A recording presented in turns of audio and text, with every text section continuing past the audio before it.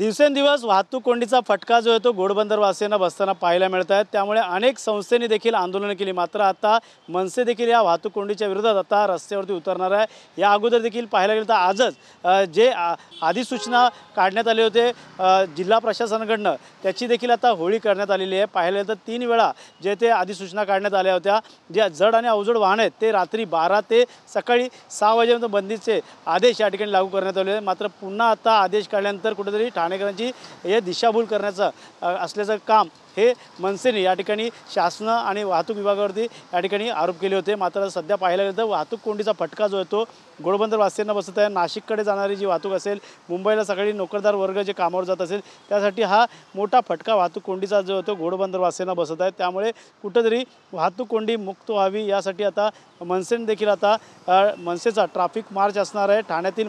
ठाणे महानगरपालिकेच्या मुख्यालयाच्या समोर ह्या ठिकाणी आता या मोर्चाची सुरुवात होणार आहे आणि त्याची सांगता जी आहे ते हरिनिवास सर्कल या ठिकाणी होणार आहे। सध्या तरी मनसेचे पदाधिकारी या ठिकाणी आता जमाला सुरुवात झालेली आहे आणि या ठिकाणी मोठमोठे फलक लावून आता सरकारच्या विरोधात असेल, महापालिका असेल, प्रशासन असेल, वाहतूक विभागाच्या विरोधात या ठिकाणी आता ठाणेकरांना त्यांनी देखील आव्हान केलेलं आहे। त्यामुळे आता ठाणेकर कशाप्रकारे या ठिकाणी जमतील हे देखील पाहणं गरजेचं राहणार आहे। सायंकाळी 5 ते 6च्या दरम्यान ते पूर्णतः आता या ठिकाणी जे ते ट्रॅफिकच्या विरोधात सर्वच ठाणेकर आता जमाला सुरुवात होणार आहे। मात्र जी वाहतुकीची समस्या आहे ती कुठेतरी आता दूर होणार का, या संदर्भातलं आता पाऊल कशाप्रकारे आता मनसे उचलणार हे देखील पाहणं गरजेचं आहे। मात्र सध्या तरी पाहायला गेलं तर या ठिकाणी मनसेचे पदाधिकारी येण्यासाठी जमाला सुरुवात झालेली आहे। वाहतुकीची समस्या जी पाहता उपमुख्यमंत्री एकनाथ शिंदे यांनी बैठक घेतली होती काही दिवसापूर्वी आणि रात्री 12 ते सकाळी 6पर्यंत जे ते गाड्या जड अवजड वाहनं ठाणे शहरात येणार नाही याची दखल घेऊन या ठिकाणी वाहतूक प्रशासनाची बैठक घेतली होती, जिल्हा प्रशासनाची बैठक घेतली होती। मात्र आता कुठेतरी या ठिकाणी अजून देखील वाहतूक कोंडीचा सामना या ठिकाणी ठाणेकरांना लागतो। त्यामुळे अनेक ॲम्ब्युलन्स देखील अडकले जातात, त्याचा फटका देखील या रुग्णवाहिकांना होतो। त्यामुळे आपल्यासोबत जोडले गेले ठाणे शहरचे अध्यक्ष रवींद्र मोरे, काय सांगाल? पूर्ण जय्यत तयारी या ठिकाणी करण्यात आलेली आहे, ट्रॅफिक मार्च असं नाव देण्यात आलेलं आहे। काय वाटतं येणाऱ्या काळात वाहतूक कोंडीचा प्रश्न जो घोडबंदरवासियांचा सुटणार का? उपमुख्यमंत्र्यांनी देखील आदेश काढले होते जड अवजड वाहनांसंदर्भात। तुम्हीच या आदेशाचं सगळीकडे तुम्ही प्रसिद्धी दिली होती की सुरुवातीला आदेश काढला होता तो सन्माननीय परिवहन मंत्र्यांनी, त्याच्यानंतर त्यांनी सांगितलं डिसेंबरपर्यंत जड वाहतूक इथे येणार नाही। त्याच्यानंतर तसंच राहिल्यानंतर लोकांचा उद्रेक वाढल्यानंतर सन्माननीय उपमुख्यमंत्री साहेबांनी काढलं, तो नाही होतो 2 दिवस होतो नाही तर आता परत तो रद्द केला आणि आता तिसरा काढला आहे। नक्की काय चाललं आहे हेच कळत नाही आहे। आमचं म्हणणं आहे की सन्माननीय मुख्यमंत्री असो किंवा प्रशासन असो, तुम्ही एखादा जो आदेश काढता त्याचा अभ्यास करता की नाही? तुम्हाला जे सल्लागार ते तुम्हाला सांगतात की नाही? काल परवाच्या दिवशी ज्यावेळेला ह्या ठाण्याच्या गाड्या थांबल्या गेल्या, सगळ्या 2च दिवस थांबल्या गेल्या, परंतु संपूर्ण ठाणा पूर्ण जाम होता। संध्याकाळी रात्री माननीय DCP साहेबांनी दाखवलं की ठाणा बंद केलं तर बाकीच्या शहरामध्ये काय अवस्था आहे। म्हणून आम्ही त्या दिवशी जो आवाज दिला होता की आम्ही जर साहेबांचं ऐकत नसतील तर आम्ही आमच्या पद्धतीत करतो, परंतु नियोजन नसल्यामुळे ह्या सगळ्या गोष्टी होत आहेत। तर कुठेतरी सरकार हे वाहतूक कोंडी सोडवण्यात अपयशी ठरले असं माझं म्हणणं आहे। एकीकडे मेट्रो सुरू होती, मात्र पावसाळ्यापूर्वी जे रस्त्याची कामं पूर्ण व्हायला पाहिजे ती पूर्ण झालेली ती दिसत नाही। त्यामुळे वाहतूक कोंडीचा फटका आणि येणाऱ्या काळात मेट्रो जर सुरू झाली तर वाहतूक कोंडीपासून मुक्तता होणार असं देखील म्हटलं जातं। येत्या 22 तारखेला राज्याचे मुख्यमंत्री असतील, उपमुख्यमंत्री असतील, त्यांच्या हस्ते ट्रायल रन होणार आहे। मेट्रोमुळे नक्की काय होईल मला माहीत नाही। आणि तुम्ही खड्ड्यांचं बोलाल तर खड्डे काय ठाणे काय पूर्ण महाराष्ट्राला नवीन नाही आहेत। कित्येक वेळेला पाऊस आल्यावरतीच काय होतं, आता जो गायमुखचा जो रस्ता आहे पुढचा जो टर्न आहे तो आज कित्येक वर्ष प्रॉब्लेम केला, रस्त्याचा प्रॉब्लेम होता, परंतु ते रस्त्याचा प्रॉब्लेम केला नाही, तो चढण आहे तिथे गाडी स्लो होते। मी काय तेवढा अभ्यासक नाही आहे, पण बऱ्याचशा लोकांचं म्हणणं होतं की तो चढण जर रस्त्याचं तुम्ही काम करताय मोठ्या प्रमाणात तर तो खणून खाली थोडा आणायला पाहिजे होता। आणि मला नाही वाटत की ते खाली खाल्ल्यानं का कुठे पाण्यापिण्याचा साचण्याचा हे झालं असतं, परंतु तो आणखीन त्याच्यावरती मटेरियल टाकल्यामुळे ते आणखीन हाईट झाले।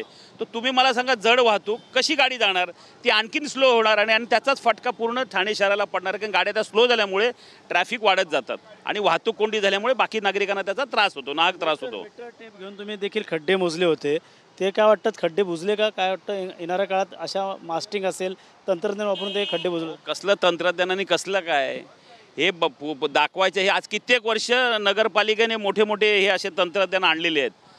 आताचे खासदार ज्यावेळेला महापौर होते त्यांनी पण आणलं होतं, त्यावेळेला त्याच्या अगोदर संजय मोरेंनी आणले होते।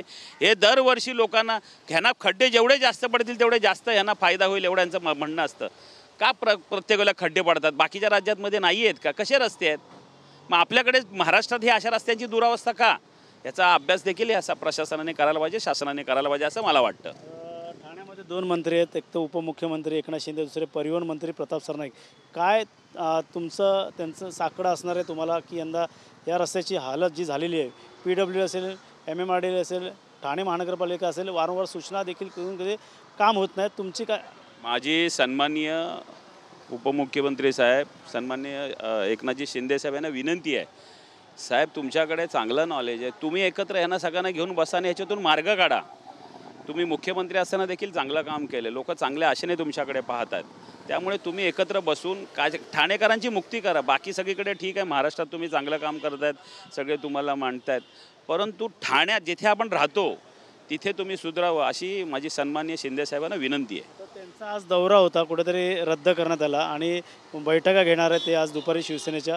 का वाटतं येणाऱ्या काळात निवडणुकीत पाहिलं तर जनता कशाप्रकारे उत्तर देतील या वाहतूक कोंडीबाबत? आता ते जनतेने ठरवायचं आहे, जनतेने ठरवायचं आहे की नक्की काय करायचं आहे ते.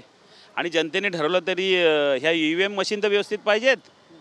जनता ठरवते बदल पाहिजे, परंतु EVM मशीन ह्यांच्या ताब्यात आहेत, त्यामुळे काय आहे ते त्यांच्याच हातात आहे, ते ठरवणार काय करायचं आहे ते. आजच्या मोर्चाने जाग येईल का सरकारला?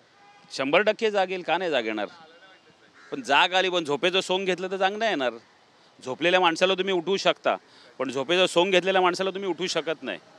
नक्कीच जाग येईल असं सरकारला असं त्यांचं म्हणणं आहे. त्यामुळे येणाऱ्या काळात आता वाहतूक कोंडीची समस्या, घोडबंदराची कशाप्रकारे सुटणार हे देखील पाहणं गरजेचं आहे. मात्र सध्या तरी ठाणे महानगर मुख्यालयाच्या समोर जे आहे ते मनसेचा ट्रॅफिक मार्चची आता या ठिकाणी स्टेज बांधण्यात आलेला आहे आणि स्टेजवरनं आता इथं मनसे नेते अविनाश जाधव असतील, त्या अभिजित पानसे असतील, त्या रवींद्र मोरे असतील, ठाणे शहर अध्यक्ष तसेच पदाधिकारी हे या ठिकाणी अनेक ठाणेकरांना आव्हान करत आहेत. त्यामुळे येणाऱ्या काळात आता वाहतूक कोंडीची समस्या कशाप्रकारे सुटतील हे देखील पाहणं गरजेचं राहणार आहे. मात्र उपमुख्यमंत्री एकनाथ शिंदे असतील, या परिवहन मंत्री प्रताप सरनाईक असतील, यांनी लवकरात लवकर यातनं तोडगा काढावा असं देखील त्यांचं म्हणणं आहे. त्यामुळे येणाऱ्या काळात वाहतूक कोंडीची समस्या घोडबंदरवासी असतील या ठाणेकरांना मुक्तता द्यावी असं देखील त्यांचं म्हणणं आहे.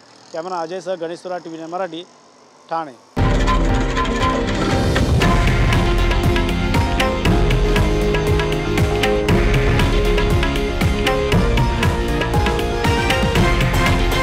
हे आहे देशातील नंबर 1 न्यूज नेटवर्क आणि आपण पाहत आहात TV9 मराठी, एकमेव.